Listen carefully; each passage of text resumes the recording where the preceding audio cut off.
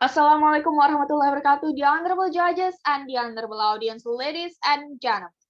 Nelson Mandela once said, education is a great engine of self and personal development. It is through education that the daughter of a peasant can become a doctor, that the son of the mine worker can become the head of the mine, that the son of the farmer worker can become the great president of a great nation.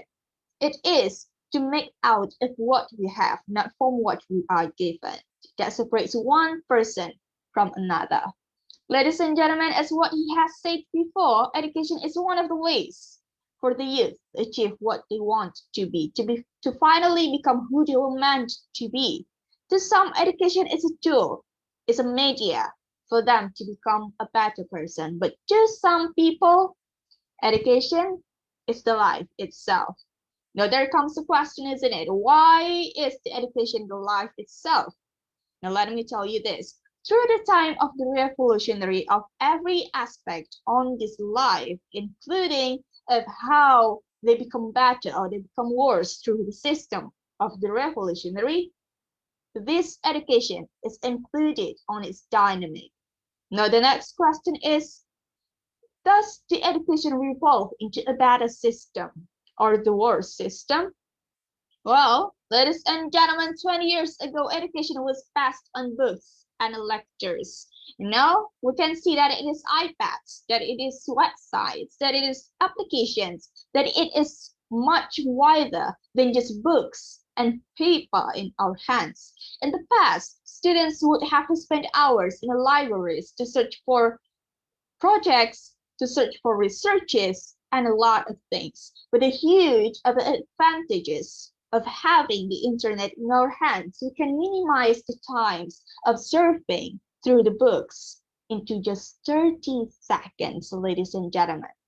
Well, to summarize it a little bit more for you, if you compare through the education from the past and the time right now, it is just like comparing the motorcycle and the bicycle. One is driven motorized and one is driven muscularly. Now, ladies and gentlemen, how is it like that? Let me explain you like this. Today, the students have much wider and more opportunities to explore the most suitable method in learning, adapting to the technologies and learning, also teaching systems as well for the teachers. A faster medium, an easier way to reach out to students, especially on this pandemic era, ladies and gentlemen, with how the education used to be in the past, it is truly contrast if you compare it. For example, certain famous names in journalism professions had to travel by air or ship to Britain in pursuit of the golden fleece. Well, for the conclusion, our generation is gifted with much more beneficiaries of great advantages. Ladies and gentlemen, the era that I have just explained to you, well, in fact, it has its own name. What is it called? This era is called with Industrial Revolution 4.0. Industrial Revolution 4.0 is a phenomenon that arises as a response to the needs of the dynamic change over time and problems in our world, where humans and machines are collaborated together and harmonized to obtain solutions, solve various problems faced, and find various possibilities for innovation that can be utilized to improve the lives of modern humans, ladies and gentlemen. Well, to face learning in 21st century, everyone, including the teacher and the students itself, have the obligation to be more creative, to put the fun and practical at the same time while applying this education 4.0 in their learning and teaching system. You may see some teachers use Kahoot, digital platforms, websites, and the others to reach out their students. Those are the simple examples of this era, ladies and gentlemen. Now there comes one of the most important elements that we have to mention on this era of Industrial Revolution 4.0. Ladies and gentlemen, guess what it is? What is the most important element of this era? Machine? Technology? The teachers? Well, It is very much close to those, but in fact, ladies and gentlemen, it is the youth itself. It is our generation. Mary McLeod Bouthon once said, "We have a powerful potential in our youth, and we must have the courage to change old ideas and practices so that we may direct their power towards the truth and good ends." Ladies and gentlemen, it is awesome to see that how many people to be so optimistic and say that we have great opportunities and possibilities and chances and potentials in our youth, including our first president itself, Insinyur Soekarno. Do you still remember how he said it and the way he said it like this? "Give me 1,000 parents, so they will pull summer mountains until the roots, but give me 10 youths, so they will shape the world."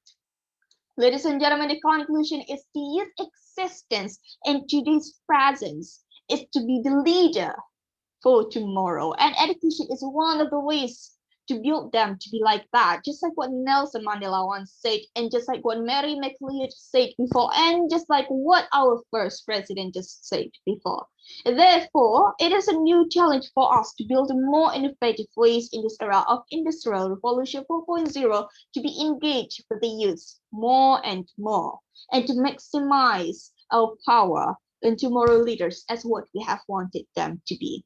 The problem is, ladies and gentlemen, the easier it is and the more, the wider the risk we get along with it at the same time. Do you know why? Well, the output are laziness and too dependent with the facilities. But those are some of the examples of the risk that we should have taken. Well, to minimize those risks, ladies and gentlemen, here are the things that we can do in our education system in Industrial Revolution 4.0. It is to provide the career-focused system in this era. Why?